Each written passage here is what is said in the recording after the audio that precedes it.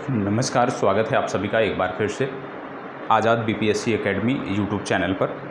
आज से हम सामान्य विज्ञान एक्सप्रेस प्रारंभ कर रहे हैं और सामान्य विज्ञान एक्सप्रेस का उद्देश्य हमारा है कि कम से कम सामान्य विज्ञान से जो प्रश्न हमारी परीक्षाओं में पूछे जाते हैं उनको करने में हम सक्षम रहें। 100% यदि ना कर पाएँ तो कम से कम 90% प्रश्नों का जवाब हम सही तरीके से दे पाएँ और उनको बेहतर तरीके से अपनी परीक्षा में हैंडल कर पाएँ। उसी को ध्यान में रखते हुए ये सेशन प्रारंभ किया जा रहा है। और आपको बता दें कि ये टॉपिक जो यहाँ पे कंसीडर किए जा रहे हैं इस प्रश्नोत्तरी सेशन में, ये वही टॉपिक हैं जिनको हमने सुपर 50 या टॉप 50 जो हमारी सीरीज चल रही है, जिसमें हम सामान्य विज्ञान और अन्य विषयों को संपूर्ण तरीके से देख रहे हैं, पूरा डिटेल एनालिसिस कर रहे हैं, उन्हीं टॉपिक के प्रश्नों पर आधारित है। इन टॉपिक को हम पूर्व में पढ़ चुके हैं और वहीं से इनके प्रश्नों को हम देख रहे हैं। जैसे कोशिका और ऊतक हम पूर्व में पढ़ चुके हैं और आज का जो सेशन हमारा है, आज के जो प्रश्न हमारे हैं, ये सभी के सभी कोशिका और ऊतक से संबंधित हैं। तो प्रयास सभी को करना है कि आप मैक्सिमम प्रश्नों का जवाब दे सकें। एक प्रीमियर सेशन के रूप में हम इसको प्रारंभ कर रहे हैं और इसका जो समय है रात्रि 9 बजे इसलिए रखा गया है क्योंकि इस समय सभी के पास पर्याप्त समय होता है कि इस लाइव सेशन में जुड़कर प्रश्नों का उत्तर दे सकें और अपनी तैयारी का मूल्यांकन कर सकें। तो चलिए शुरुआत करते हैं प्रश्नों। पहला प्रश्न आपके सामने है। प्रश्न ध्यान से पढ़ना है। प्रश्न कह रहा है, निम्नलिखित में से, ध्यान से देखिएगा सबसे पहले प्रश्न को, यदि कहीं भी कोई भी इशू आता है ब्राइटनेस का या कुछ भी आता है तो उसको बताइएगा। निम्नलिखित में से कौन सा कोशिका अंगक अपने डीएनए में उपस्थित जीन को सम्मिलित करते हुए इसके स्वयं के प्रोटीनों का संश्लेषण करता है? क्या बात हो रही है यहाँ पे बात हो रही है प्रोटीनों के संश्लेषण की और बोला जा रहा है कि कौन सा कोशिका अंगक है जो अपने डीएनए में उपस्थित जीन को सम्मिलित करते हुए इसके स्वयं के प्रोटीनों का संश्लेषण करता है। अंतःप्रद्योवी जालिका, प्लाज्मा झिल्ली, प्लास्टिड और लाइसोसोम। 4 विकल्प आपको दिए गए हैं। इन चारों विकल्पों के आधार पर आपको अपने उत्तर का चुनाव करना है। तो पहले ध्यान से पढ़ना है क्योंकि इन सबको आप पूर्व में देख चुके हैं, बहुत अच्छे तरीके से आप इसको पढ़ चुके हैं, इसलिए ज़रूरी है कि आप इसका जवाब दें। चलिए जवाब दीजिएगा। प्रत्येक प्रश्न के लिए आपके पास आप अधिकतम 20 से 25 सेकेंड का समय है, इसी में आपको इसका जवाब देना है। चलिए प्रयास करिएगा।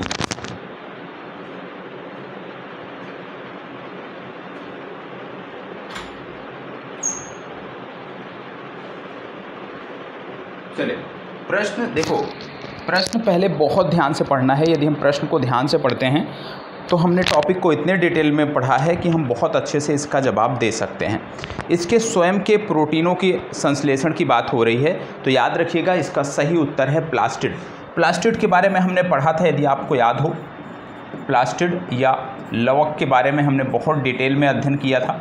आपको मैंने बताया था सामान्यतः ऐसा बोला जाता है, पुस्तिकाओं में आप ऐसा देखते हो कि ये देखने को मिलता है कि 2 ही प्रकार के आपको देखने को मिलते हैं। प्लास्टिड जो हैं ये 2 प्रकार के आपको देखने को मिलते हैं सामान्यतः, लेकिन मैंने आपको 3 प्रकार बताए थे। और प्लास्टिड के जो प्रकार थे इनमें यदि मैं बात करूं कि किन प्रकारों के बारे में हमने बात किया था, तो सबसे पहले क्लोरोप्लास्ट की बात हुई थी। दूसरे नंबर पर यदि हम बात करें तो क्रोमोप्लास्ट, और तीसरे नंबर पे जो हमने बताया है वो है ल्यूकोप्लास्ट। यदि आपको याद हो तो 3 प्रकार के लवक हमने प्रमुखता से आपको बताए थे और हमने यह भी बताया था कि ये जो लवक होते हैं, यदि मैं इनकी बात करूं तो ये केवल और केवल प्लांट सेल में पाए जाते हैं। लवक सिर्फ और सिर्फ प्लांट सेल में पाए जाते हैं। इसको लेकर के भी मैंने आपको जानकारी दी है कि लवक जो होते हैं ये सिर्फ और सिर्फ प्लांट सेल में पाए जाते हैं। तो इस बात को भी आपको ध्यान रखने की ज़रूरत है। तो इसका सही उत्तर क्या हो जाएगा? इसका सही उत्तर हो जाएगा प्लास्टिड। यदि आपसे पूछ लिया जाए कि जैसे क्लोरोप्लास्ट है, क्लोरोप्लास्ट का यूज क्या है, तो आप जानते हैं क्लोरोप्लास्ट को बोला जाता है हरित लवक। क्या बोला जाता है? हरित लवक। और हरित लवक का यदि मैं बात करूं, हरित लवक का कार्य क्या होता है? आप जानते हैं पेड़ पौधे जो होते हैं, जो उनका हरा रंग होता है, उसके लिए जो जिम्मेदार होता है वो हरित लवक होता है।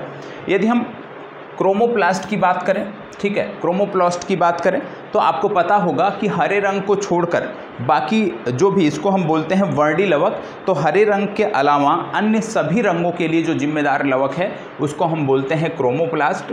ल्यूकोप्लास्ट की जब हम बात करते हैं, ल्यूकोप्लास्ट विशेष रूप से जो पेड़ पौधे होते हैं इनकी जड़ों से संबंधित है, ये आपको पता होना चाहिए। हरित लवक की जब हम बात कर रहे हैं तो हमें यह भी याद होना चाहिए कि हरित लवक जब हम बात करते हैं तो प्रकाश संश्लेषण की क्रिया में ये सम्मिलित होता है, आप जानते हैं। और ये किस रंग के प्रकाश का अवशोषण करता है, तो याद रखिएगा लाल और नीले रंग के प्रकाश का ये अवशोषण करता है। कई बार यह भी पूछा गया है, तो यह भी आपको पता होना चाहिए। ठीक है, चलिए बढ़ते हैं आगे और देखते हैं प्रश्न संख्या 2। देखो रिवाइज जरूर कर लीजिएगा, ये सब पढ़ाया गया है। आप जो पहली बार देख रहे हैं, फर्स्ट टाइम देख रहे हैं, अभी भी कुछ नहीं बिगड़ा है भैया। आप जाके जो हमारी सुपर 50 या टॉप 50 की प्लेलिस्ट है उसको जाके देख लीजिएगा, बहुत डिटेल्ड में वहाँ से कराया है। दूसरा क्या बोला जा रहा है, डीएनए की उप इकाइयों को क्या कहते हैं। डीएनए की उप इकाइयों को क्या कहते हैं, न्यूक्लियोटाइड, केंद्रकाभ या न्यूक्लियोसोम या न्यूक्लियोसाइट या पॉलीपेप्टाइड, आपको बताना है। डीएनए की उप इकाइयों को क्या कहते हैं, फास्ट जवाब दीजिएगा। डीएनए की उप इकाइयों को क्या कहते हैं, फास्ट जवाब। आपको पता होगा, हमने आपको बताया था कि डीएनए या डीऑक्सीराइबोन्यूक्लिक एसिड और आरएनए या जिसको आप बोलते हो राइबोन्यूक्लिक एसिड, दो प्रकार के न्यूक्लिक अम्ल विशेष रूप से पाए जाते हैं और ये न्यूक्लियोटाइड के बहुलक होते हैं, ये आपको पता होना चाहिए। और प्रत्येक जो न्यूक्लियोटाइड होता है वो 3 प्रकार के पदार्थों से मिलकर बना होता है। जो न्यूक्लियोटाइड होता है ये प्रमुखतः 3 प्रकार के पदार्थों से मिलकर बना होता है। अब ये 3 प्रकार के पदार्थ कौन कौन से हैं, किन किन पदार्थों से मिलकर बना होता है, यह भी आपको पता होना चाहिए। इसको भी नोट डाउन करना है कि किन पदार्थों से मिलकर बना होता है। तो याद रखिएगा, नाइट्रोजनी क्षार पहला होता है, नाइट्रोजनी क्षार, नोट कर लीजिएगा इसको, नाइट्रोजनी क्षार। नाइट्रोजनी क्षार के अतिरिक्त जो दूसरा है उसको आपको नोट करना है, तो नोट कर लीजिएगा पेंटोज शर्करा और फास्फोरिक अम्ल। चलिए प्रश्न संख्या 3 को देखते हैं। प्रश्न संख्या 3 क्या कह रहा है, प्रश्न संख्या 3 कह रहा है, ध्यान से पढ़ना है। देखो सामान्य विज्ञान के प्रश्न ऐसे होते हैं कि आपको थोड़ा बहुत हिंदी के बारे में भी नॉलेज होना चाहिए और थोड़ा बहुत अंग्रेजी भाषा के बारे में नॉलेज होना चाहिए। यदि दोनों भाषाओं के बारे में नॉलेज नहीं है तो सामान्य विज्ञान के प्रश्नों को ज़्यादातर संभावना है कि कुछ प्रश्न आपसे गलत हो जाएंगे। तो जो आपको क्लास नोट्स मैंने उपलब्ध कराए हैं, जो पूरी क्लास हमारी डिटेल में हुई है, उसमें हमने ज़्यादातर अंग्रेजी भाषा का प्रयोग किया है, लेकिन प्रश्न क्योंकि हिंदी भाषा में है तो थोड़ा सा चीज़ों को मैनेज करना पड़ेगा आपको। लेकिन मैं 100% दावे के साथ कहता हूँ, जिन्होंने सामान्य विज्ञान की पूरी कक्षा देखी होगी उनको कोई भी समस्या यहाँ पर देखने को नहीं मिलेगी। प्रश्न क्या कह रहा है, स्तनधारियों की कोशिकाओं में प्रोटीन के विषय में निम्नलिखित कथनों में से कौन सा एक सही है। क्या बोला जा रहा है, स्तनधारियों की कोशिकाओं में प्रोटीन के विषय में निम्नलिखित कथनों में से कौन सा एक सही है। क्या क्या कथन है, स्तनधारियों की कोशिकाओं में प्रोटीन का संश्लेषण कोशिका झिल्ली में होता है। स्तनधारियों की कोशिकाओं में प्रोटीन का संश्लेषण कोशिका झिल्ली में नहीं होता है, बल्कि यह खाद्य से सीधे अवशोषित होता है। अगला है, स्तनधारियों की कोशिकाओं में प्रोटीन का संश्लेषण रुक्ष अंतःप्रद्रवी जालिका में होता है। तीसरा, स्तनधारियों की कोशिकाओं में प्रोटीन का संश्लेषण गाल्जी काय तंत्र में होता है। अब आपको बताना है इस संबंध में कि इसका सही उत्तर क्या होगा। तो पहले प्रश्न को ध्यान से पढ़िएगा, उसके बाद आपको जवाब देना है। चलिए पहले ध्यान से पढ़िएगा, फिर इसके बाद आपको जवाब देना है। यदि आपने अंतःप्रद्रवी जालिका के बारे में पढ़ा होगा तो आपने 2 अंतःप्रद्रवी जालिका के बारे में पढ़ा होगा। एक पढ़ा आपने चिकनी अंतःप्रद्रवी जालिका, दूसरा आपने पढ़ा खुरदुरी अंतःप्रद्रवी जालिका। और जब दोनों के विशेषताओं के बारे में आपने पढ़ा होगा तो आपने पढ़ा होगा, क्योंकि खुरदुरी जो अंतःप्रद्रवी जालिका होती है या उसी को बोलते हैं, यहाँ पे उसके लिए शब्द प्रयोग किया गया है रुक्ष, खुरदुरी के लिए रुक्ष शब्द का प्रयोग किया गया है, बात एक ही है। तो यहाँ पे विशेष प्रकार के आपको देखने को मिलते हैं कि राइबोसोम्स की उपस्थिति होती है और राइबोसोम्स की उपस्थिति के कारण ही यह खुरदुरी देखने को मिलती है। और जो खुरदुरी अंतःप्रद्रवी जालिका है, यह संश्लेषण किसका करती है? यह संश्लेषण करती है प्रोटीन का। तो इन विकल्पों में यदि हम बात करें तो इसका सही उत्तर आपका हो जाता है सी विकल्प, स्तनधारियों की कोशिकाओं में प्रोटीन का संश्लेषण रुक्ष या खुरदुरी अंतःप्रद्रवी जालिका में होता है। बहुत आसानी से हम प्रश्नों को हल कर सकते हैं और इसी तरह के प्रश्न कई बार पूछे गए हैं, सिर्फ भाषा में बदलाव किया गया है। अगला प्रश्न है, डीएनए के 2 स्ट्रैंड बंधे होते हैं। मैंने आपको, यदि आपको पता हो तो इसके स्ट्रक्चर के बारे में बताया था। नहीं जिसको पता है आप प्लीज़ जाकर सामान्य विज्ञान की जो कक्षाएं हैं, अभी भी कुछ नहीं हुआ है, जाकर उनको प्रारंभ से देखना प्रारंभ कर दीजिए, ये सभी चीज़ें आपकी क्लियर हो जाएंगी। बोला जा रहा है डीएनए के 2 स्ट्रैंड्स बंधे होते हैं किससे? हाइड्रोजन बॉन्डों से, सहसंयोजक बॉन्डों से, स्थिर वैद्युत बल द्वारा या वांडर वाल्स बल द्वारा। इनमें से कौन सा सही है? फास्ट जवाब दीजिएगा। डीएनए के 2 स्ट्रैंड किससे बंधे होते हैं? आप जानते हैं डीएनए मूल रूप से एक आनुवांशिक पदार्थ होता है जो लक्षणों या गुणों को माता पिता से संतानों तक पहुंचाने का कार्य करता है। डीएनए 2 पॉलीन्यूक्लियोटाइड श्रृंखला से निर्मित होता है जिनमें 4 प्रकार के न्यूक्लियोटाइड आपस में जुड़े होते हैं। और आपने यह भी देखा होगा कि यहाँ पे 2 स्ट्रैंड जो होते हैं ये इनके हाइड्रोजन बॉन्ड से बंधे होते हैं। तो ए विकल्प इसका सही उत्तर है। इसके बारे में मैंने आपको बताया था, एक हेलिक्स के बारे में मैंने आपको डिस्टेंस बताया था, साथ ही साथ यह भी बताया था। ठीक है, हेलिक्स के बारे में आप जाके एक बार देख लीजिएगा, काफ़ी कुछ वहाँ पर बताया गया है। निम्नलिखित में से कौन से भाग वनस्पति और जंतु दोनों कोशिकाओं में पाए जाते हैं? चलिए, बहुत सामान्य सा प्रश्न है, जवाब देना है। निम्नलिखित में से कौन से भाग वनस्पति और जंतु दोनों कोशिकाओं में पाए जाते हैं? चलिए जवाब दीजिएगा। इनमें से कौन से भाग हैं जो वनस्पति और जंतु दोनों कोशिकाओं में पाए जाते हैं? अब क्या क्या दिया गया है यहाँ पे? कोशिका कला, हरित लवक, रिक्तिका। सबसे पहले आप जानते होंगे जब बात आ रही है हरित लवक की, ठीक है, जब प्लास्टिड आपने पढ़ा था, प्लास्टिड में मैंने आपको बताया था कि प्लास्टिड या लवक जो होते हैं ये केवल प्लांट में पाए जाते हैं, ना कि एनिमल में पाए जाते हैं। तो पहली बात तो हरित लवक वाला जो विकल्प है वो गलत हो गया। तो जहाँ जहाँ हरित लवक है सबसे पहले उसको निकाल दीजिए। तो 2 विकल्प आपके बाहर हो गए। अब 2 विकल्प यहाँ पर देखने को मिल रहे हैं, कोशिका भित्ति, केंद्रक और रिक्तिका। कोशिका कला, कोशिका द्रव्य और केंद्रक, इनमें से आपको चुनाव करना है। चलिए बताइएगा, फास्ट जवाब दीजिएगा।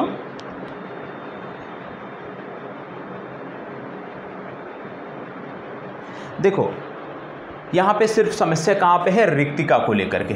रिक्तिका यदि मैं बात करूँ तो प्लांट में भी होती है और एनिमल में होती है। एनिमल में क्या होता है, कई सारी रिक्तिकाएं होती हैं, छोटी छोटी रिक्तिकाएं होती हैं, इन्हीं को हम रसधानी शब्द इनके लिए प्रयोग करते हैं। और प्लांट में यदि हम बात करें तो एक ही रसधानी आपको देखने को मिलती है, एक ही आपको रिक्तिका देखने को मिलती है और लगभग 90% जो क्षेत्रफल है वही घेरे हुए होती है।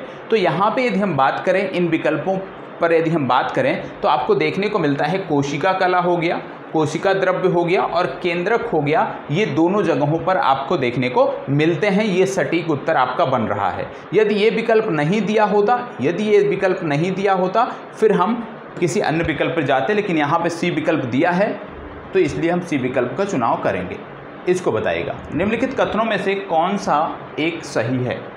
निम्नलिखित कथनों में से कौन सा एक सही है आपको बताना है। चलिए बताइएगा, निम्नलिखित कथनों में से कौन सा एक सही है?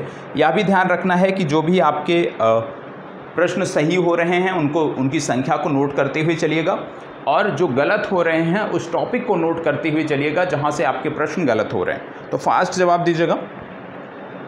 निम्नलिखित कथनों में से कौन सा एक सही है? क्या क्या दिया गया है यहाँ पे? प्रोकैरियोटिक कोशिकाओं में नाभिक होता है। दूसरा, वनस्पति और जंतु दोनों ही कोशिकाओं में कोशिका कला होती है। तीसरा, यूकैरियोटिक कोशिका में माइटोकॉन्ड्रिया और क्लोरोप्लास्ट नहीं पाए जाते हैं। चौथा, राइबोसोम्स केवल यूकैरियोटिक कोशिकाओं में उपस्थित होते हैं। कौन सा सही है आपको बताना है। फास्ट जवाब।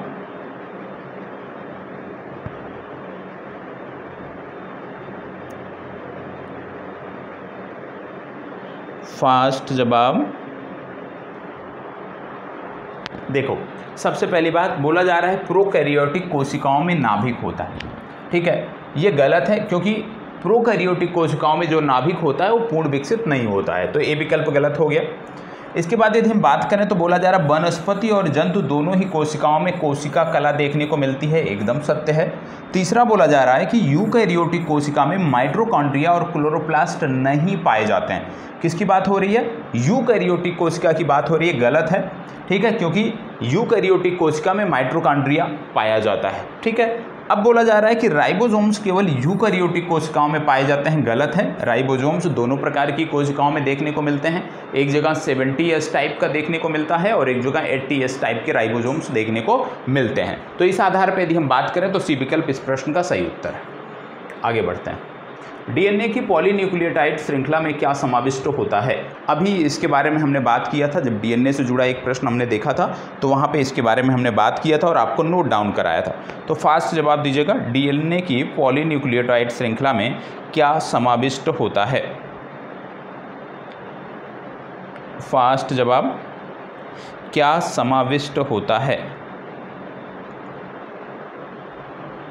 देखो, इसमें एक नाइट्रोजनी क्षारक, डीऑक्सीराइबोस शर्करा और फास्फेट समूह सम्मिलित होते हैं, ये आपको याद रखना है। चलिए, बहुत अच्छा प्रश्न है।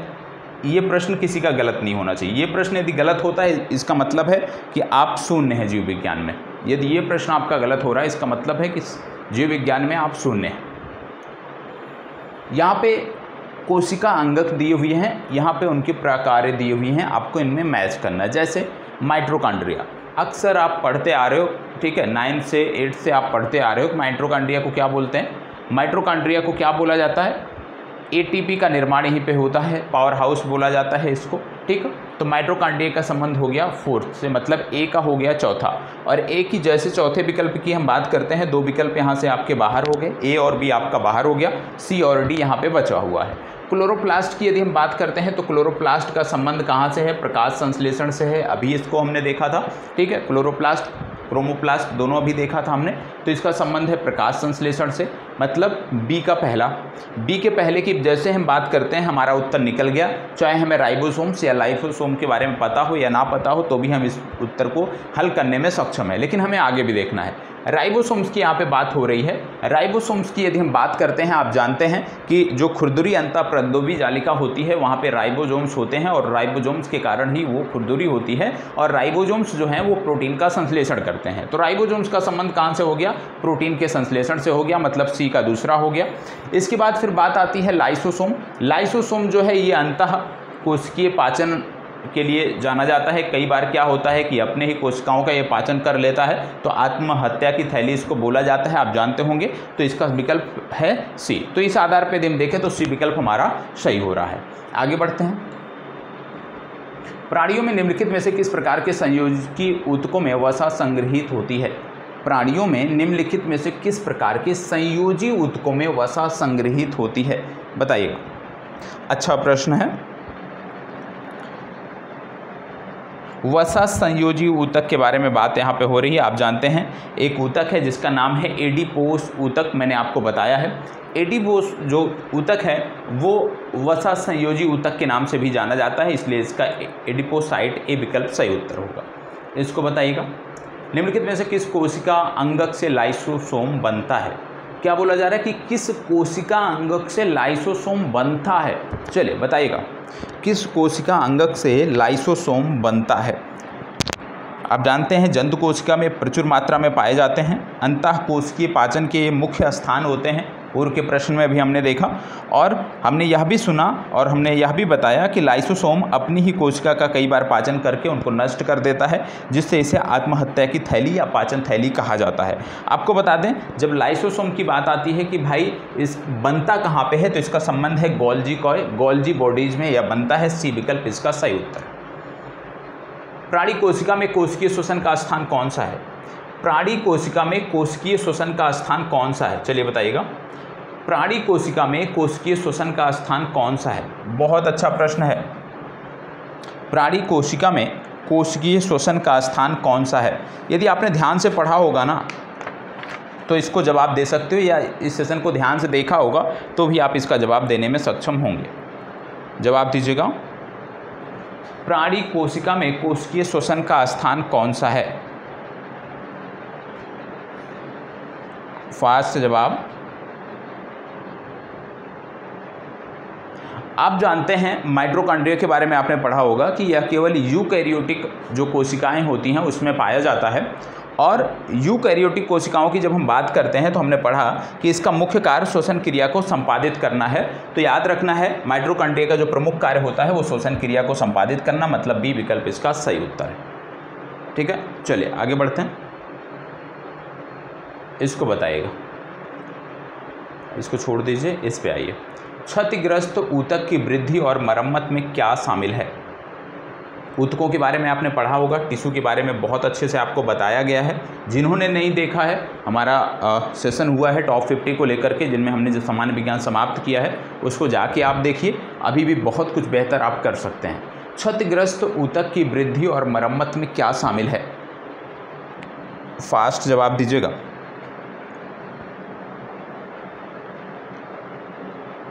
फास्ट जवाब दीजिएगा।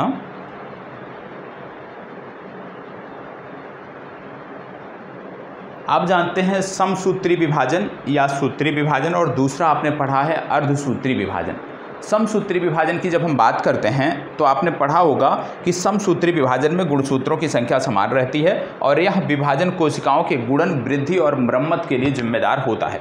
तो यहाँ पे यदि हम बात करते हैं इस प्रश्न के उत्तर के लिए, तो इसका सही उत्तर है ए विकल्प, केवल सूत्री कोशिका विभाजन या समसूत्री कोशिका विभाजन। दूसरा आपने पढ़ा है अर्धसूत्री कोशिका विभाजन, और अर्धसूत्री विभाजन की यदि हम बात करें तो विशेष रूप से जो लैंगिक जनन करने वाले जीव हैं, उन लैंगिक जनन करने वाले जीवों में गुणसूत्रों की जो संख्या है वो समान रखने के लिए यह आवश्यक होता है, और जो जीवों में विविधताएं पाई जाती हैं उसके लिए यह उत्तरदायी होता है। तो विशेष रूप से जब बात की जाए वृद्धि और मरम्मत की, तो आपको समसूत्री या केवल सूत्री विभाजन को टिक करना है। ठीक है, चलिए आगे बढ़ते हैं। निम्नलिखित में से कौन सा एक कोशिकांग प्राणी कोशिका में अनुपस्थित होता है? बहुत सामान्य सा प्रश्न है, यदि कोई इसको गलत करता है मान लेना कि आप शून्य हो अपने विषय में। निम्नलिखित में से कौन सा एक कोशिकांग प्राणी कोशिका में अनुपस्थित होता है?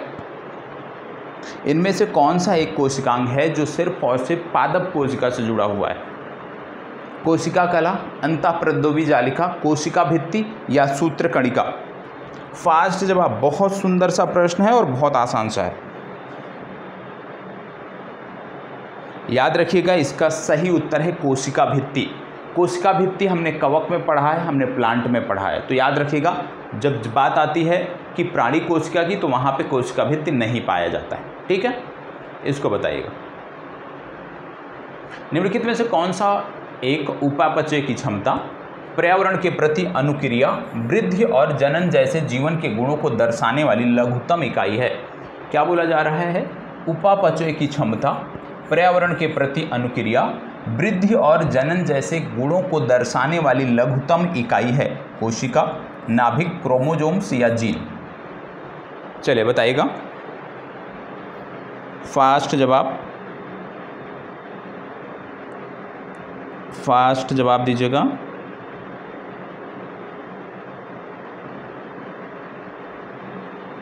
आपने पढ़ा था कि कोशिका जो है वो किसी भी जीव की आधारभूत इकाई है।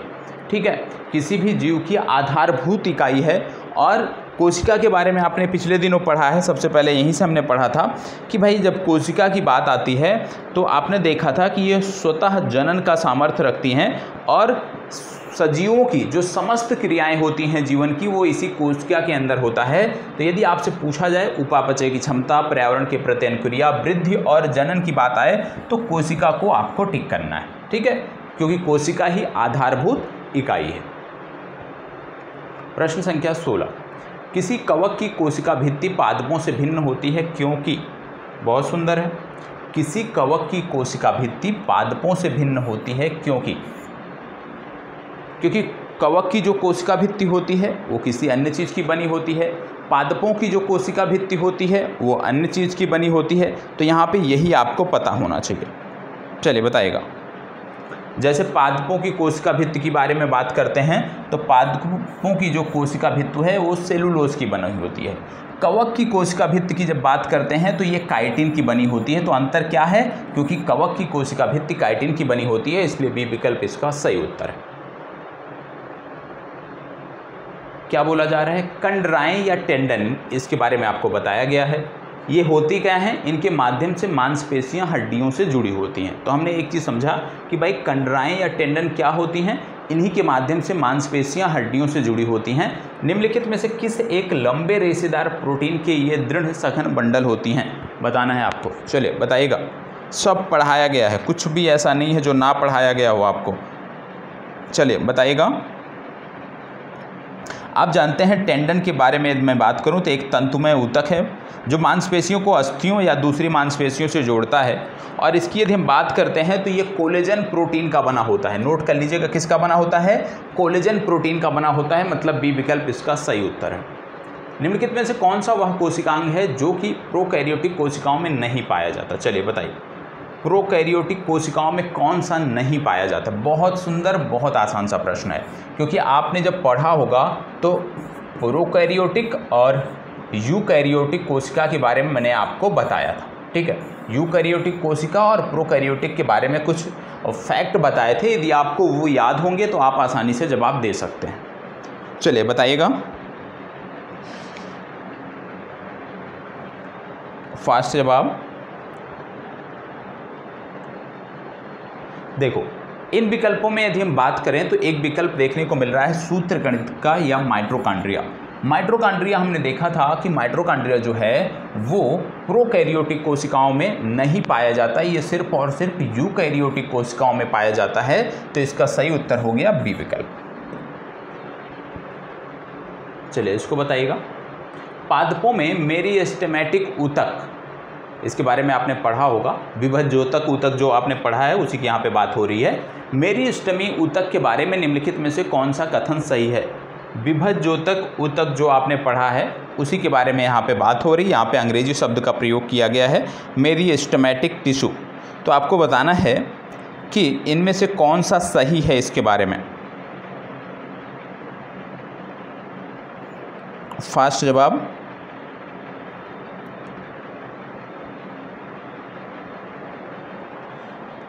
विभज्योतक ऊतक के बारे में आपने पढ़ा था कि भाई जो विभज्योतक ऊतक होता है ये कोशिका विभाजन जब करता है तो पौधे की ऊर्ध्वाधर लंबाई में वृद्धि होती है। तो यहाँ पे क्या देखने को मिल रहा है कि इन ऊतकों की कोशिकाओं में विभाजन के कारण पादपों में वृद्धि होती है। डी विकल्प सही उत्तर है। यह क्या बोला जा रहा है कि ये केवल किसी वृक्ष की छाल में होते हैं, गलत है। अपनी मोटी हो चुकी भित्तियों के कारण ये पादप को नम्यता या लचीलापन प्रदान करते हैं, ऐसा भी कुछ नहीं है। ये मृत ऊतक हैं, यह भी गलत है। तो इसका सही उत्तर है क्या कि भाई कोशिकाओं में विभाजन के द्वारा ये पौधों में वृद्धि के लिए, ऊर्ध्वाधर वृद्धि के लिए जिम्मेदार होता है। निम्नलिखित में सर्वप्रथम किसने कोशिका की खोज की थी। देखो, प्रश्न दो तरह से पूछे जाएंगे। यदि आपसे पूछ लिया जाए कि किसने कोशिका की खोज की थी तो जवाब दूसरा होगा। यदि प्रश्न पूछ लिया जाए कि जीवित कोशिका की खोज सबसे पहले किसने की तो जवाब दूसरा होगा। यहाँ पे पूछा जा रहा है सामान्य तौर पे कि भाई कोशिका की खोज किसने की, तो यहाँ पे आपको बताना है कि रॉबर्ट हुक द्वारा कोशिका की खोज की गई थी। किसके द्वारा की गई थी, रॉबर्ट हुक द्वारा। और रॉबर्ट हुक ने जिस कोशिका की खोज की थी ये एक मृत कोशिका थी। क्या थी, एक मृत कोशिका थी, ठीक है। तो ये आपको याद रखना है कि रॉबर्ट हुक ने यदि आपसे पूछ लिया जाए कि जीवित कोशिका की खोज किसने की तो याद रखना है ल्यूवेनहॉक का नाम याद रखना है। ल्यूवेनहॉक ने सर्वप्रथम जीवित कोशिका की खोज की थी। तो प्रश्न जो पूछा जाएगा उस आधार पे आपको जवाब देना है। निम्नलिखित ऊतकों के प्रकारों में किसमें संकुचनशील प्रोटीन होते हैं। संकुचनशील प्रोटीन किसमें होते हैं आपको बताना है। चलिए बताइएगा, संकुचनशील प्रोटीन किसमें होते हैं, मतलब सिकुड़ने वाली प्रोटीन किसमें होते हैं।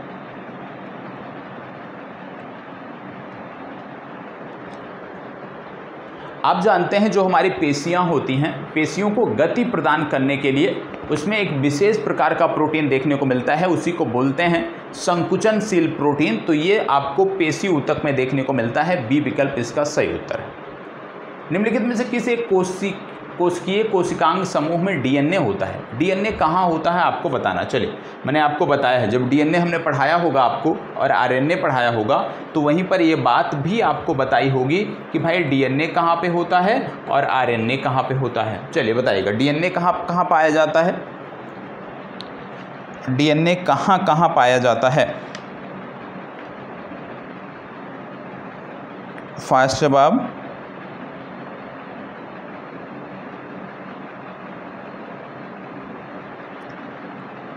चलो फास्ट जवाब।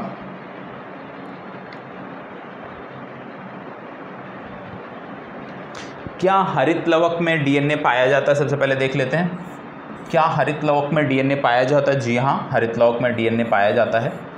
क्या केंद्रक में डीएनए पाया जाता है? केंद्रक में डीएनए के बारे में मैंने आपको बताया था कि भाई जो केंद्रक होता है उसमें भी डीएनए पाया जाता है। केंद्रक में क्रोमेटिन डीएनए व प्रोटीन से बनी रचना होती है, तो केंद्रक में भी देखने को मिलता है। माइटोकॉन्ड्रिया या सूत्र कणिका की बात करें तो आपको पता है कि इसमें भी डीएनए देखने को मिलता है, तो रट जाइएगा, माइटोकॉन्ड्रिया, केंद्रक और हरित लवक में डीएनए आपको देखने को मिलता है। ये विकल्प सही उत्तर है। चिकनी अंतःप्रोद्रवी जालिका के अनुपूरक कार्यों में से एक कार्य है। बहुत सुंदर प्रश्न है। मैंने आपको बोला कि अंतःप्रोद्रवी जालिका से प्रश्न यही पूछा जाता है कि भाई चिकनी अंतःप्रोद्रवी जालिका का क्या यूज है और खुरदुरी अंतःप्रोद्रवी जालिका का क्या यूज है। हमने देखा कि खुरदुरी अंतःप्रोद्रवी जो जालिका होती है वो प्रोटीन के संश्लेषण में मदद करती है, क्योंकि उस पर राइबोसोम्स पाए जाते हैं जो प्रोटीन का संश्लेषण करते हैं। अब यहाँ पे पूछा जा रहा है चिकनी अंतःप्रोद्रवी जालिका किसको संश्लेषित करती है, ये आपको बताना है। चलिए, इसके अनुपूरक कार्यों में कौन से हैं आपको बताना है। फास्ट जवाब दीजिएगा। याद रखिएगा, ये जो है लिपिड और स्टेरॉइड, ये लिपिड और स्टेरॉइड के संश्लेषण में मदद करती है। तो इसका सही उत्तर क्या हो जाएगा? यहाँ पे लिपिड दिया है, बी विकल्प आप ठीक करोगे। तो याद रखिएगा, चिकनी अंतःप्रोद्रवी जालिका लिपिड और स्टेरॉइड के संश्लेषण में मदद करती है और खुरदुरी अंतःप्रोद्रवी जालिका ये प्रोटीन के संश्लेषण में मदद कर रही है। बोला जा रहा है कि एक बढ़ रहे तरुण पादप की, एक अभी छोटा सा पौधा है वो बढ़ रहा है और यदि उसकी शीर्षस्थ विभज्या को क्षति पहुंचा दिया जाए, मतलब ऊपर से उसको कट कर दिया जाए, तो वहाँ पे क्या प्रभाव पड़ेगा? पादप की लंबाई पर प्रभाव पड़ेगा, पुष्प के रंग पर प्रभाव पड़ेगा, या पत्तियों के रंग पर प्रभाव पड़ेगा, या फलों के स्वाद पर प्रभाव पड़ेगा? क्या होगा आपको बताना है। बहुत अच्छे से मैंने आपको बताया है, इसलिए उम्मीद करता हूँ कि आप इसका जवाब भी बहुत अच्छे से दोगे। एक तरुण पादप है और उसकी शीर्षस्थ विभज्या को यदि क्षति पहुंचा दिया जाए तो क्या होगा? याद करिएगा, जाइलम फ्लोएम को याद रखिएगा, तो थोड़ा सा आप अच्छे से जवाब दे सकते हैं। फास्ट जवाब सभी देंगे, उसके बाद आगे बढ़ा जाएगा। चलिए बताइएगा। आप जानते हैं विभज्योतक ऊतक या शीर्षस्थ जो विभज्योतक ऊतक को बोलते हैं मेरिस्टेमेटिक ऊतक, इसका कार्य होता है कि कोशिका विभाजन के द्वारा लगातार पौधों में ऊर्ध्वाधर वृद्धि को बनाए रखना, लगातार पौधों में ऊर्ध्वाधर वृद्धि करना, और ये कोशिकाएं विभाजित होकर पौधों की लंबाई के साथ साथ जो मोटाई होती है उसको भी बढ़ाने में मदद करती है। ठीक है, तो यहाँ पे यदि हम उसी को क्षति पहुँचा दें, शीर्षस्थ विभज्या को क्षति पहुँचा दें, तो आप जानते हैं क्योंकि यहाँ पे कौन उपस्थित होता है? यहाँ पर विभज्योतक ऊतक उपस्थित होता है, मेरिस्टेमेटिक ऊतक उपस्थित होता है, और जब हम उसको ही कट कर देंगे तो प्रभावित कौन होगा? मेरिस्टेमेटिक ऊतक होगा, जिसके चलते पौधे की जो लंबाई है वो प्रभावित होगी। तो इसका सही उत्तर क्या हो जाएगा? ए विकल्प, पौधे की लंबाई जो है वो प्रभावित होगी। डीएनए के एक तंतुगुच्छ में आरएनए में आनुवांशिक सूचना के प्रतिरूपण प्रक्रिया क्या कहलाती है? डीएनए से आरएनए में आनुवांशिक सूचना के प्रतिरूपण की प्रक्रिया क्या कहलाती है? मैंने इसमें 3-4 आपको बताए थे। जैसे मैंने आपको बताया था डीएनए से आरएनए, आरएनए से प्रोटीन भी हमने आपको बताया था। ठीक है, आरएनए से प्रोटीन हो गया। आरएनए से प्रोटीन के बाद हमने बताया था आरएनए से डीएनए, आरएनए से डीएनए में आनुवांशिक सूचना के प्रतिरूपण को क्या कहते हैं? और जैसे इसमें पूछा गया है डीएनए से आरएनए। ठीक है, तो ये आपको पता होना चाहिए, जिनको नहीं पता है नोट कर लीजिएगा। डीएनए से डीएनए भी पूछा जाता है, ये भी एक याद रखिएगा, डीएनए से डीएनए भी पूछा जाता है। ठीक है, यहाँ पे क्या पूछा गया है? डीएनए से आरएनए पूछा गया है। तो डीएनए से आरएनए की जब हम बात करते हैं, डीएनए से आरएनए में आनुवांशिक सूचना के प्रतिरूपण को क्या कहते हैं, उस पर तो अभी हम आ जाएंगे। ठीक है, क्योंकि वो प्रश्न में बोला गया है। पहले हम अन्य को देख लेते हैं। जैसे आरएनए से प्रोटीन को क्या बोलते हैं, तो इसको बोलते हैं ट्रांसलेशन। क्या बोलते हैं? आरएनए से प्रोटीन को ट्रांसलेशन, ये आपको याद रखना है। ठीक है, ट्रांसलेशन ये आपको याद रखना है। इसके बाद यदि आपसे पूछ लिया जाए आरएनए से डीएनए, तो इसको याद रखना है रिवर्स ट्रांसक्रिप्शन। क्या बोलते हैं? Reverse transcription. रिवर्स ट्रांसक्रिप्शन, ठीक है, ट्रांसक्रिप्शन। और यदि आपसे पूछ लिया जाए कि भैया डीएनए से डीएनए या आरएनए से डीएनए को क्या बोलते हैं, या डीएनए से डीएनए को क्या बोलते हैं, मान लो, क्योंकि डीएनए से डीएनए भी महत्वपूर्ण है, तो इसको नोट कर लीजिएगा, रेप्लिकेशन। क्या बोलते हैं? डीएनए से डीएनए को क्या बोलते हैं? रेप्लिकेशन। ठीक है, रेप्लिकेशन। अब बात आती है आपके प्रश्न पे कि डीएनए से आरएनए में प्रतिरूपण को क्या कहते हैं, तो नोट कर लीजिएगा, इसको बोलते हैं ट्रांसक्रिप्शन। क्या बोलते हैं इसको? इसको बोलते हैं ट्रांसक्रिप्शन। ट्रांसक्रिप्शन, ठीक है, ट्रांसक्रिप्शन। और यदि आरएनए से डीएनए हो तो इसको रिवर्स ट्रांसक्रिप्शन बोलते हैं। ये आपको याद रखने की ज़रूरत है। तो चारों नोट कर लीजिएगा, आरएनए से प्रोटीन ट्रांसलेशन, आरएनए से डीएनए रिवर्स ट्रांसक्रिप्शन, डीएनए से आरएनए ट्रांसक्रिप्शन, और डीएनए से डीएनए में जब बात करते हैं तो रेप्लिकेशन। ये चारों के चारों नोट कर लीजिएगा, कोई भी आपके परीक्षा में पूछा जाता है।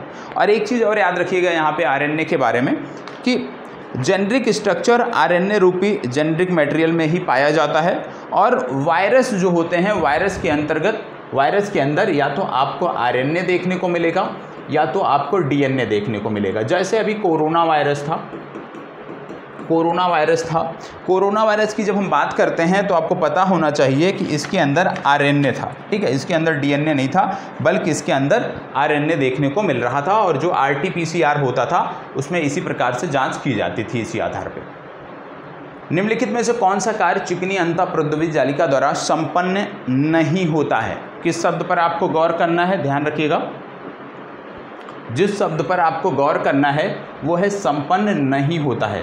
परीक्षा में लगभग 98% जो प्रश्न होते हैं वो सीधे सीधे होते हैं, लेकिन 2% जो प्रश्न होते हैं वो इसी तरह पूछे जाते हैं, जिनमें ये पूछा जाता है कि इनमें से कौन नहीं होता है, इनमें से कौन सही नहीं है। और हम गलती कर बैठते हैं, क्योंकि लगातार हम 98% प्रश्नों में हम यह खोजते हैं कि इनमें से कौन है, इनमें से कौन सही है, और उसी जल्दबाजी में हम गलती कर बैठते हैं। यहाँ पे बोला गया है कि चिकनी अंतःप्रद्रवी जालिका द्वारा संपन्न नहीं होता है। इनमें से कौन सा कार्य है? द्रव्यों का अभिगमन, लिपिड का संश्लेषण, प्रोटीन का संश्लेषण, या स्टेरॉइड हार्मोन का संश्लेषण। हमने आपको बताया था कि जो चिकनी अंतःप्रद्रवी जालिका होती है ये लिपिड और स्टेरॉइड का संश्लेषण करती है। तो यहाँ पे बी विकल्प और डी विकल्प तो सही हो गए। द्रव्यों का अभिगमन भी होता है। क्या ये प्रोटीन का संश्लेषण करती है? गलत है, क्योंकि प्रोटीन का जो संश्लेषण है ये खुरदरी अंतःप्रद्रवी जालिका करती है, जिसके ऊपर राइबोसोम्स पाए जाते हैं। ठीक है, आगे बढ़ते हैं। निम्नलिखित में से कौन सा कोशिका अंगक मुख्य रूप से पाचक एंजाइमों के संग्रहागार की तरह कार्य करता है? पाचक जो एंजाइम होते हैं उनका संग्रह कौन करता है? डेस्मोसोम, राइबोसोम्स, लाइसोसोम्स या धानी? बताइएगा। फास्ट जवाब। आप जानते हैं, हमने आपको बताया कि लाइसोसोम जंतु कोशिका में प्रचुर मात्रा में पाए जाते हैं। गोल्जी काय में इसका निर्माण होता है और यही पाचक एंजाइमों के संग्रहागार के रूप में जाने जाते हैं। तो इसका सही उत्तर है सी विकल्प, लाइसोसोम। नोट कर लीजिएगा, सी विकल्प लाइसोसोम इसका सही उत्तर है। और अंतःकोशिकीय पाचन के यही मुख्य स्थान होते हैं। कई बार ये अपनी ही कोशिका का पाचन कर लेता है, जिसके कारण इसको आत्महत्या की थैली कहा जाता है। हिस्टोन प्रोटीन के बारे में निम्नलिखित में से कौन से कथन सही हैं? इसके बारे में, हिस्टोन प्रोटीन के बारे में निम्नलिखित में से कौन से कथन सही हैं? हिस्टोन वो प्रोटीन होते हैं जो माइटोकॉन्ड्रिया झिल्ली में उपस्थित होते हैं। हिस्टोन वे प्रोटीन होते हैं जो डीएनए के साथ संगुणन में केंद्रक में मौजूद होते हैं। हिस्टोन वे प्रोटीन होते हैं जो साइटोसोल में लिपिड के साथ संबंध होते हैं, या हिस्टोन वे प्रोटीन होते हैं जो साइटोसोल में कार्बोहाइड्रेट के साथ संबंध होते हैं। इनमें से कौन सा सही है आपको बताना है हिस्टोन प्रोटीन के संदर्भ में। आप जानते हैं हिस्टोन प्रोटीन की यदि हम बात करें तो यूकोरियोटिक जो कोशिकाएं होती हैं उनके केंद्रक में पाया जाने वाला एक प्रोटीन है, और एक क्रोमेटिन पदार्थों के मुख्य प्रोटीन होती हैं, और ये डीएनए के साथ संगुणन में केंद्रक में पाई जाती हैं। तो याद रखिएगा ये कहाँ पे पाई जाती हैं, ये डीएनए के साथ संगुणन में केंद्रक में पाई जाती हैं। बी विकल्प सही उत्तर। देखो प्रश्न का जो लेवल है ना वो बहुत अच्छा है, इससे टफ लेवल आपके यहाँ नहीं पूछा जाएगा, तो एकदम परेशान नहीं होना है, ईमानदारी के साथ प्रश्नों का जवाब देना है और अपनी तैयारी को बूस्ट करना है। जहाँ पे कमियां हैं उस कमी को दूर करिए और अपना बेहतर करने का प्रयास करिए। जितना रिवीजन करोगे मैक्सिमम टाइम रिवीजन करिए, जितना रिवीजन करोगे उतनी चीज़ें आपकी बेहतर होंगी, उतनी प्रश्नों की ज़्यादा सही करने की संभावना आपकी बढ़ती जाएगी। यहाँ पे क्या बोला जा रहा है, निम्नलिखित कोशिकांगों में से किस में न्यूक्लिक अम्ल नहीं पाया जाता। क्या बोला जा रहा है, न्यूक्लिक अम्ल किस में नहीं पाया जाता है, केंद्रक, हरित लवक, राइबोसोम्स या जीवद्रव्य कला। बताइएगा, न्यूक्लिक अम्ल की बात हो रही है, बताइए फास्ट जवाब।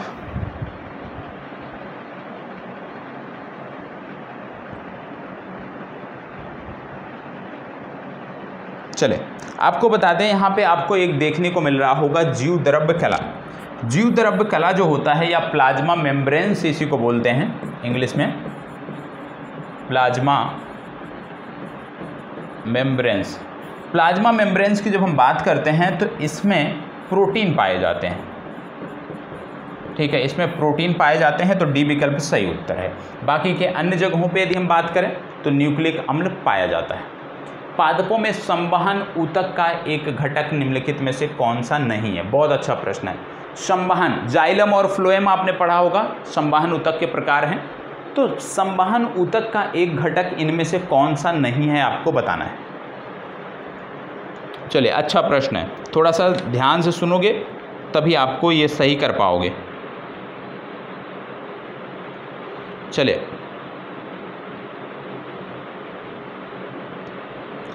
आपने पढ़ा होगा जाइलम और फ्लोएम के बारे में कि भाई ये पौधों को यांत्रिक सहारा देते हैं, जाइलम विशेष रूप से, और ये चार विभिन्न प्रकार के घटकों से निर्मित होते हैं, जिनमें वहनिका भी होती है जिसको ट्रैक्टिड्स बोलते हैं, नलिका भी होती है जिसको बेसल्स बोलते हैं, फाइबर भी देखने को मिलता है जाइलम फाइबर, और जाइलम पैराकाइमा भी देखने को मिलता है। तो इन चारों में यदि हम बात करें तो लगभग आपको रेशा या फाइबर की बात हो गई, वहनिका की बात हो गई, और यहाँ पे आपको देखने को मिल गया चालनी नलिका के बारे में। तो जब हम बात करते हैं संवहन ऊतक में, तो संवहन ऊतक में परिरंभ जो होता है ये नहीं देखने को मिलता है। निम्नलिखित में से किस एक जीव में संवहन ऊतक पाए जाते हैं, बताइएगा। रट जाइएगा इसको रट जाइएगा, क्योंकि ये एग्जाम्पल है, एक उदाहरण है, तो इसको रट जाइएगा। निम्नलिखित में से किस एक जीव में संवहन ऊतक पाए जाते हैं, संवहन ऊतक किस में पाए जाते हैं आपको बताना है।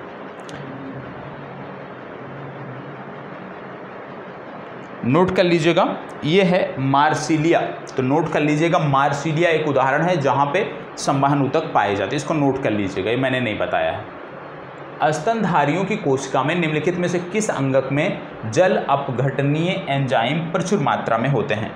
जल अपघटनीय एंजाइम प्रचुर मात्रा में कहाँ पर होते हैं आपको बताना है। स्तनधारियों की कोशिका में निम्नलिखित में से किस अंगक में जल अपघटनीय एंजाइम प्रचुर मात्रा में होते हैं, बताइएगा। जल अपघटनीय एंजाइम प्रचुर मात्रा में कहाँ पर होते हैं।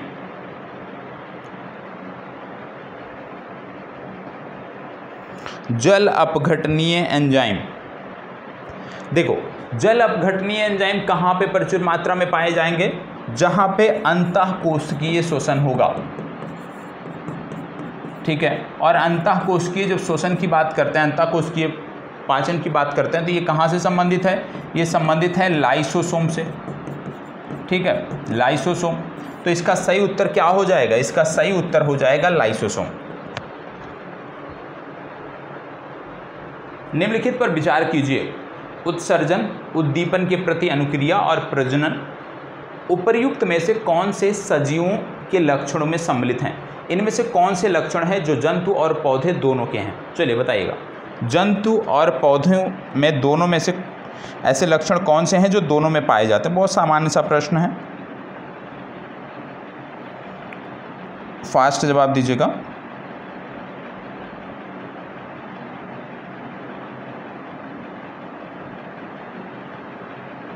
देखो यहाँ पे प्रजनन आप जानते हैं जंतु और पौधे दोनों में देखने को मिलता है, प्लांट में भी रिप्रोडक्शन सिस्टम होता है, ठीक है। दूसरा यहाँ पे आप देख रहे होंगे उत्सर्जन जंतु और पादप दोनों में होता है, यह भी आपको पता है। अब जिसको ये ना समझ में आ रहा हो, उद्दीपन के प्रति अनुक्रिया, यह पढ़ाया गया है आपको। उद्दीपन के प्रति अनुक्रिया का संबंध इस प्रकार से समझिए, जब आप कहीं बाहर जाते हैं, ठीक है, बाह्य वातावरण में रहते हैं, मान लीजिए अभी मैं पढ़ा रहा हूँ और कोई चींटी काट ले या कोई पिन चुभ जाए, तो हम तुरंत उसके प्रति अनुक्रिया देते हैं, हमारे जो शरीर के अंग हैं उसके प्रति अनुक्रिया देते हैं। तो उसी की बात हो रही है, उद्दीपन हम उसी से समझ सकते हैं, उसी को उद्दीपन कहते हैं। मतलब जैसे बाह्य वातावरण में होने वाले कुछ परिवर्तन, जैसे जो एकाएक होते हैं, जैसे बिजली, एकाएक मौसम खराब हुआ और बिजली चमकने लगी, तो जिस प्रकार से हमारी जो आप कह सकते हैं इंद्रियां उस पर काम करती हैं, उस पर रिएक्ट करती हैं, तो उसी को उद्दीपन बोला जाता है कि उद्दीपन के प्रति प्रतिक्रिया। तो यहाँ पे यदि हम बात करें तो ये तीनों चीज़ें देखने को मिलती हैं जंतु और पौधे दोनों में, ठीक है। चलिए, निम्नलिखित में से कौन सा पदार्थ हमारी पेशियों में संचित होता है जिससे ऐंठन होती है? अब कुछ लोग बोलेंगे कि सर पौधे में कहाँ होता है, छुई मुई आपने देखा होगा, ठीक है, जब हम पादप पढ़ाएंगे तो वहाँ पे हम डिटेल में बात करेंगे। तो जो छुई मुई का पौधा है वो क्या है? जब आप उसको टच करते हो या कोई भी जंतु उसको टच करता है या किसी भी तरह से बाह्य वातावरण में उसको कोई टच करता है, तो आप कैसे देखते हो उसको कि उसकी जो आप कह सकते हो पत्तियाँ होती हैं वो सिकुड़ जाती हैं, तो वह भी प्रतिक्रिया देती है। तो यह भी आपको ध्यान में रखने की ज़रूरत है। निम्नलिखित में से कौन सा पदार्थ हमारी पेशियों में संचित होता है जिससे ऐंठन होती है? ये हमने बहुत आसानी से आपको बताया था। यदि आपको पता है तो अच्छी बात है, नहीं पता है तो थोड़ी सी मेहनत करने की आवश्यकता है, क्योंकि इस प्रकार से चीज़ें हो नहीं पाएंगी। हमने आपको बताया था कि लैक्टिक अम्ल जो है इसका जमाव हो जाता है, इसका संचय पेशियों में हो जाता है, और जब लैक्टिक अम्ल का संचय पेशियों में हो जाता है तो इस प्रकार की समस्या देखने को मिलती है।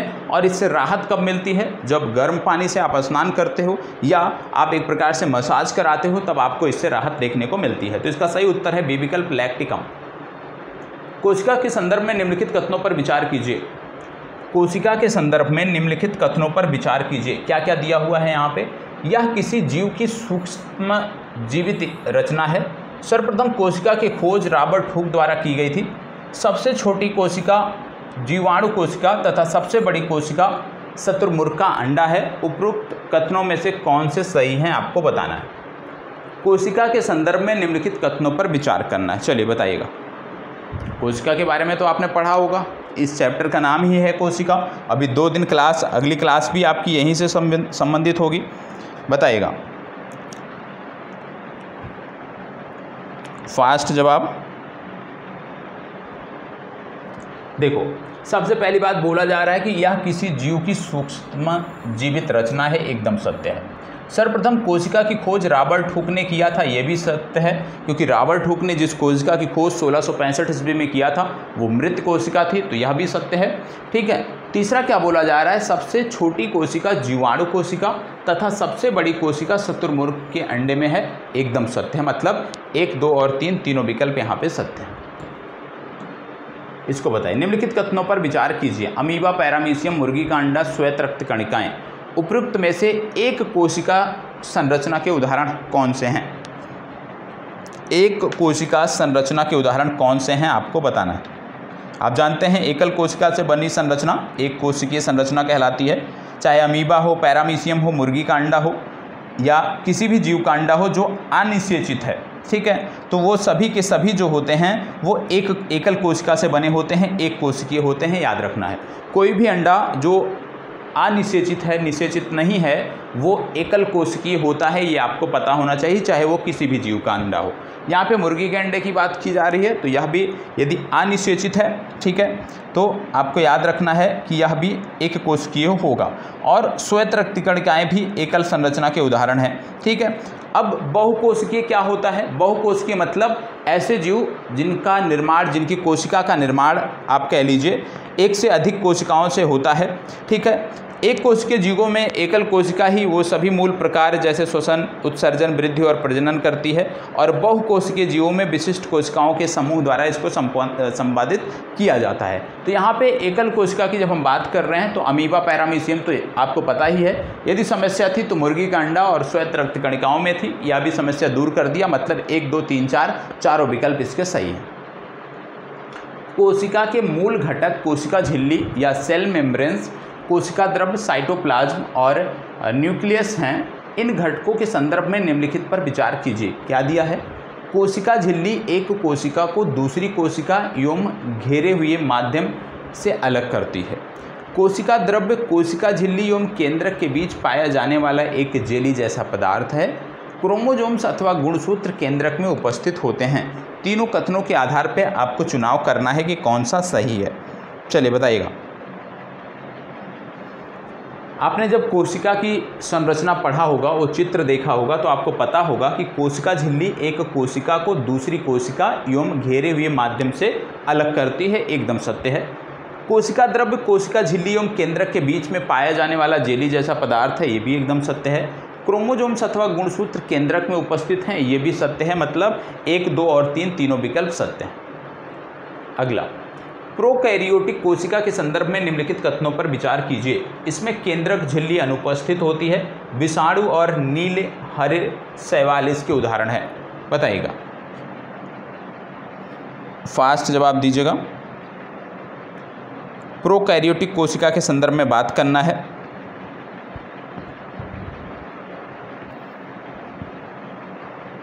जवाब दीजिएगा।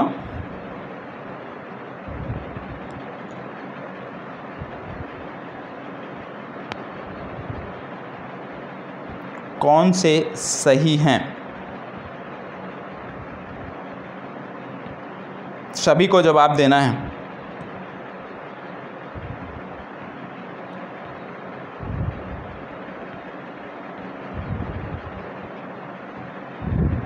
देखो, यहाँ पे थोड़ी सी समस्या थी, इसलिए हो सकता है आप सब जवाब थोड़ा सा गलत दिए हों।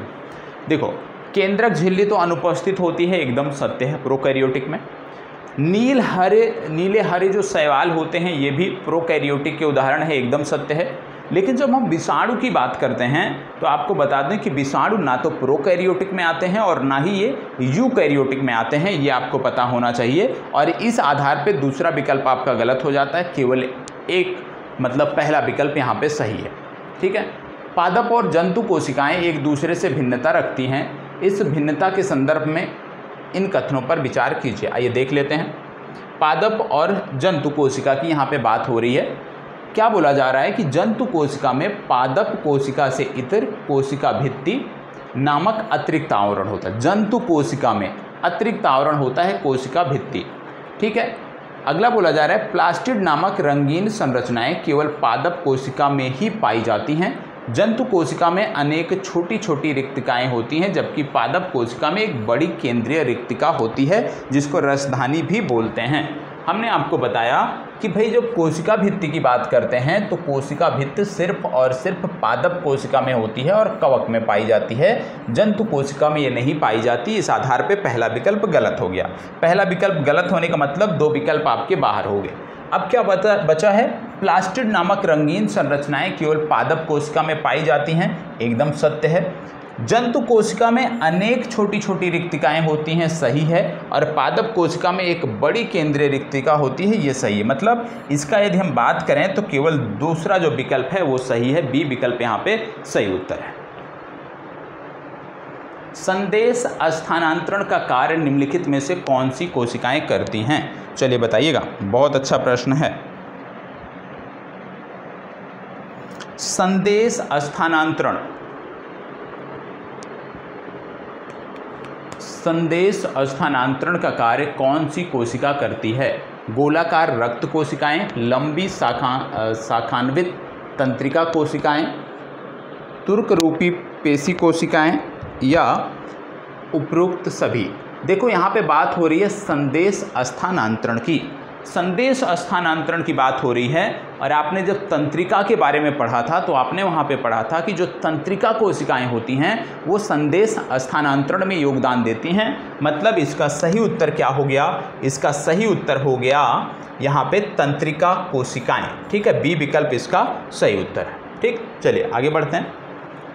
इसको बताइए, प्रश्न ये गलत नहीं होना चाहिए और देखते हैं सबसे फास्ट जवाब कौन देता है। देखो ये सेशन भले ही प्रीमियर है लेकिन मैं इसको देखता हूँ, ये आपको ध्यान रखना है। इस सेशन में मैं लगातार उपस्थित रहता हूँ आपके साथ, भले ही ये प्रीमियर है। क्या क्या दिया है यहाँ पे? कोशिका की खोज किसने की?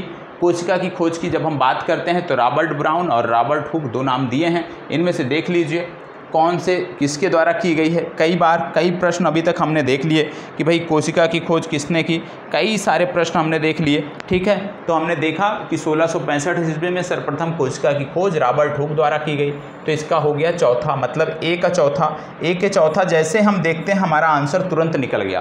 देखो इस प्रकार के जब प्रश्न आते हैं ना तो मज़ा भी आता है करने में, और यदि थोड़ा सा जानकारी नहीं भी होती है ना तो भी यहाँ पे हम करने में सक्षम होते हैं।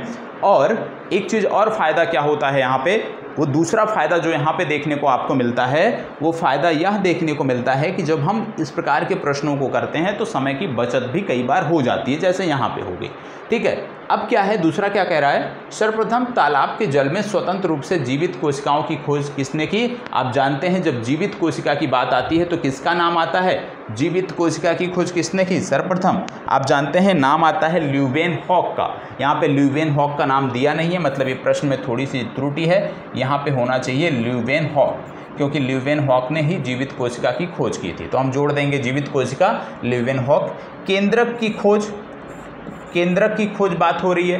केंद्रक की खोज की जब हम बात करते हैं तो केंद्रक की खोज के रूप में भी हमने पढ़ा था कि भाई रॉबर्ट ब्राउन ने सर्वप्रथम 1831 ईस्वी में केंद्रक की खोज की थी।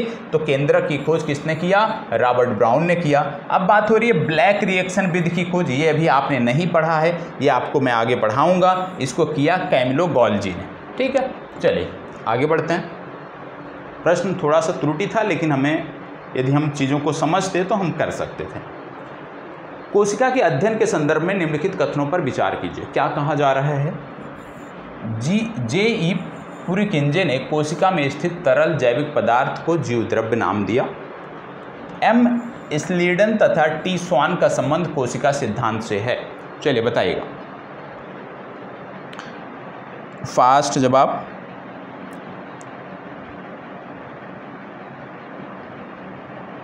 फास्ट जवाब।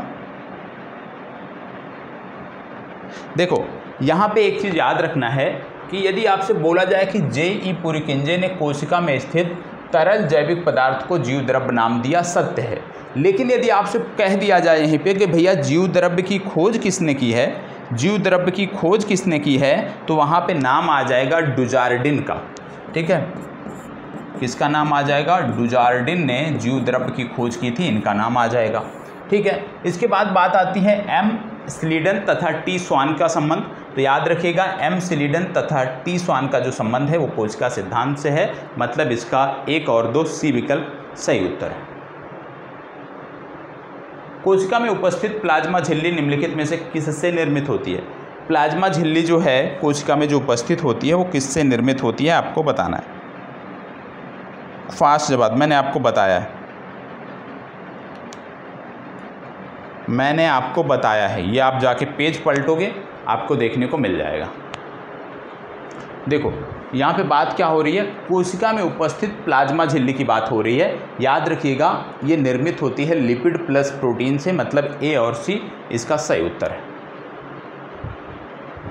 कोशिका के संदर्भ में निम्नलिखित कथनों पर विचार कीजिए। क्या क्या दिया है कथन, आइए देख लेते हैं। बोला जा रहा है कोशिका में उपस्थित प्लाज्मा झिल्ली वर्णात्मक पारगम्य होती है। कोशिका में जल और गैसों का आवागमन विसरण तथा प्रासरण के माध्यम से होता है। प्रासरण द्वारा जल ग्रहण की प्रक्रिया जीवित एवं मृत दोनों कोशिकाओं में संपन्न होती है। उपयुक्त में से सही कौन सा है आपको बताना है। चलिए बताइएगा।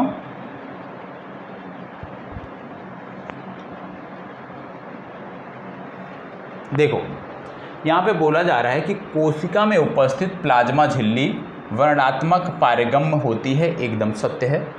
कोशिका में जल और गैसों का आवागमन विसरण तथा प्रासरण के माध्यम से होता है, ये भी एकदम सत्य है। तीसरा बोला जा रहा है परासरण द्वारा जल ग्रहण की प्रक्रिया जीवित एवं मृत दोनों कोशिकाओं में संपन्न होती है, ये गलत है, क्योंकि परासरण जो है वो सिर्फ जीवित कोशिका में होता है, ना कि मृत कोशिका में। और इस आधार पे पहला विकल्प सही है, 1 और 2। यहाँ पे तीसरा विकल्प आपका गलत हो जाता है। ठीक है, चलिए आगे बढ़ते हैं। पादप में उपस्थित कोशिका भित्ति निम्नलिखित में से किससे निर्मित होती है? पादप की जो कोशिका भित्ति है किस में निर्मित होती है? तुरंत बता दीजिए, सेकंड नहीं लगने चाहिए, इसमें सेकंड नहीं लगने चाहिए। पादप की कोशिका भित्ति सेलुलोज की बनी होती है। कवक की पूछ लिया जाए तो काइटिन हमारा जवाब होगा। एंडोसाइटोसिस का संबंध निम्नलिखित में से किससे है? यह किसी कोशिका के बाह्य पर्यावरण से अपना भोजन तथा अन्य पदार्थ ग्रहण करने की प्रक्रिया है, यह किसी कोशिका द्वारा अपशिष्ट उत्सर्जन की प्रक्रिया है, या यह पादप कोशिकाओं में होने वाला रोग है। इनमें से आपको बताना है। एक शब्द यहाँ पे प्रयोग किया गया है, उसी का अर्थ सीधा सीधा यहाँ पे पूछा जा रहा है कि एंडोसाइटोसिस है क्या। आप जानते हैं कोशिका में जो प्लाज्मा झिल्ली होती है वो लचीली होती है, और इसका लचीलापन किसी कोशिका के बाह्य पर्यावरण से भोजन तथा अन्य जो पदार्थ हैं वो ग्रहण करने में मदद करता है, और इसी प्रक्रिया को बोला जाता है एंडोसाइटोसिस। तो ए विकल्प इसका सही उत्तर है। इसको बताइएगा। कोशिका में पाए जाने वाले क्रोमोसोम्स के संबंध में निम्नलिखित कथनों पर विचार कीजिए।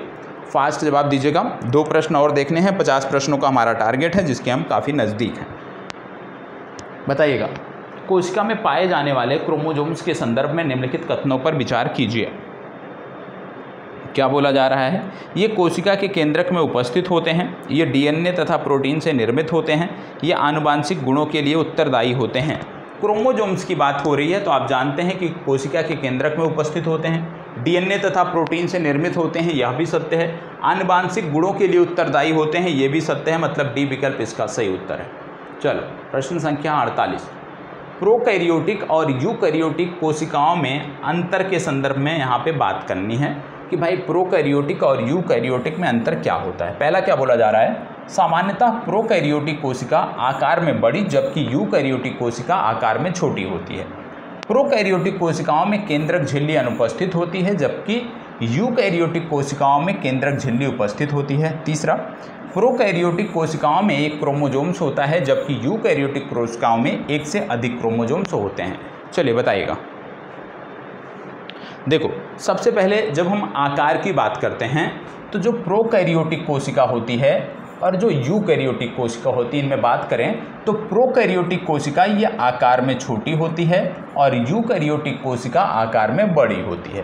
पहले में क्या बोला जा रहा है कि प्रोकैरियोटिक कोशिका आकार में बड़ी, गलत है ये विकल्प। ठीक है। दूसरा क्या बोला जा रहा है कि प्रोकैरियोटिक कोशिकाओं में केंद्रक झिल्ली अनुपस्थित होती है, जबकि यूकैरियोटिक कोशिकाओं में केंद्रक झिल्ली उपस्थित होती है, सत्य है। तीसरा बोला जा रहा है प्रोकैरियोटिक कोशिकाओं में एक क्रोमोसोम्स होता है, जबकि यूकैरियोटिक कोशिकाओं में एक से अधिक क्रोमोसोम्स होते हैं, ये भी सत्य है। मतलब 2 और 3 यहाँ पे सत्य है, बाकी का गलत है। इस पे बात करते हैं। प्रश्न संख्या 49, इसको आइए देख लेते हैं।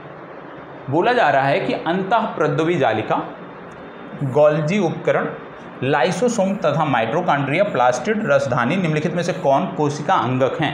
इनमें से कौन कोशिका अंगक हैं या सेल ऑर्गन्स हैं, आपको बताना है। फास्ट जवाब देना है आपको, बहुत सिंपल है। अंतःप्रद्रवी जालिका कोशिका अंगक है। गोल्जी काय उपकरण, यह भी कोशिका अंगक है, क्योंकि यहीं पर लाइसोसोम का निर्माण होता है। लाइसोसोम तथा माइटोकॉन्ड्रिया, ये भी कोशिका अंगक हैं। प्लास्टिड भी है और रसधानी भी है। मतलब 1, 2, 3, 4 और 5 सभी यहाँ पे सत्य हैं। आज का लास्ट प्रश्न। अंतःप्रद्रवी जालिका 2 प्रकार की होती है, खुरदुरी अंतःप्रद्रवी जालिका तथा चिकनी अंतःप्रद्रवी जालिका। इसके संदर्भ में इन कथनों पर विचार करना है। आइए देख लेते हैं क्या बोला जा रहा है। यह कोशिका द्रव्य के विभिन्न क्षेत्रों के मध्य अथवा कोशिका द्रव्य के विभिन्न क्षेत्रों तथा केंद्रक के मध्य पदार्थों के परिवहन के लिए उत्तरदायी होती है। दूसरा, कशेरुकी जंतुओं में यकृत की कोशिकाओं में SER का मतलब स्मूथ एंडोप्लाज्मिक रेक्टिकुलम, मतलब चिकनी अंतःप्रोद्रवी जालिका विष तथा दवा के निर्विषीकरण में महत्वपूर्ण भूमिका निभाती है। यहाँ पे यदि मैं बात करूँ कि भैया इसका सही उत्तर क्या है, तो आपको बताना है कि यहाँ पे सही क्या है। सबसे पहली बात कि बोला जा रहा है कि यह पदार्थों के परिवहन के लिए उत्तरदायी है, एकदम सत्य है, कोई डाउट नहीं है। दूसरा बोला जा रहा है कि कशेरुकी जो जंतु होते हैं जिनमें रीढ़ की हड्डी पाई जाती है, यकृत कोशिकाओं में ये विष तथा दवा के निर्विषीकरण के लिए महत्वपूर्ण भूमिका निभाती है, यह भी सत्य है। इस आधार पे हम सी विकल्प को टिक करेंगे। तो ये हमारा आज का सेशन था। अब आपको जो यहाँ पे अपडेट करना है इसी वीडियो के कमेंट बॉक्स में जाते समय, ठीक है, या वीडियो समाप्त होने के उपरांत, कि आपके कितने क्वेश्चन यहाँ पे करेक्ट हुए हैं। सबसे पहली बात, जिनका जवाब आपको 100% आता था, कितने प्रश्न ऐसे थे जिनका जवाब 50-50 आता था, और कितने प्रश्न ऐसे थे जिनका जवाब आपको आता ही नहीं था, मतलब यहाँ पे तुक्का लगाने वाली बात थी। तो 100% जो आपने, जिसके जवाब आपके आते थे, जो आपने अच्छी तैयारी से जवाब दिया है, उस क्वेश्चन को मेंशन करिएगा कि भैया 100% इस 50 में 100% कितने प्रश्न थे जिनका आपको जवाब आ रहा था 100%। दूसरा, 50% वाले कितने थे जिनका जवाब 50-50 आ रहा था, और तीसरा, कितने ऐसे प्रश्न थे जो जीरो थे। तो यहाँ पे जो 50-50 हैं और जो जीरो वाले हैं, इस सेक्शन पे आपको ज़्यादा काम करना है। आपकी जिम्मेदारी बनती है कि यहाँ से टॉपिक निकालो कि कौन से, क्योंकि ये PDF शेयर की गई है पूर्व में, आज भी शेयर की जाएगी, कि इसमें कौन से टॉपिक थे जहाँ से आपके प्रश्न 50-50 वाले हैं या जीरो हैं। आपकी जिम्मेदारी बनती है कि आज ही ये टॉपिक निकाल के उनको जाके रिवाइज करिए। और यदि आपके पास कोई पुस्तक नहीं है, आपको परेशान नहीं होना है, आपको जाना है आज़ाद BPSC mobile app YouTube channel पर, और वहाँ पे प्लेलिस्ट बना होगा टॉप 50 सीरीज़, ठीक है, टॉप 50 सीरीज़ की प्लेलिस्ट में जाइएगा और प्रारंभ से 2-3 वीडियो देख लीजिएगा जहाँ पे कोशिका के बारे में बात की गई है। मुझे लगता है कि 2 वीडियो में समाप्त हो गई होगी कोशिका की चर्चा, उसको खूब अच्छे से पढ़ लेना है। तो मैं दावे के साथ कहता हूँ ये सभी के सभी प्रश्न आपके सही हो जाएंगे, ठीक है। कल फिर मिलते हैं, लेकिन उससे पहले ईमानदारी से कमेंट बॉक्स में जवाब अवश्य दीजिएगा। यदि आप रेगुलर जुड़े हैं, मैं 100% दावे के साथ कह रहा हूं कि सामान्य विज्ञान का 90% प्रश्न मैं आपको सही करा के छोड़ूंगा। 90% प्रश्न सही होंगे यदि आप रेगुलर हमें फॉलो कर रहे हैं। धन्यवाद, बहुत बहुत आभार।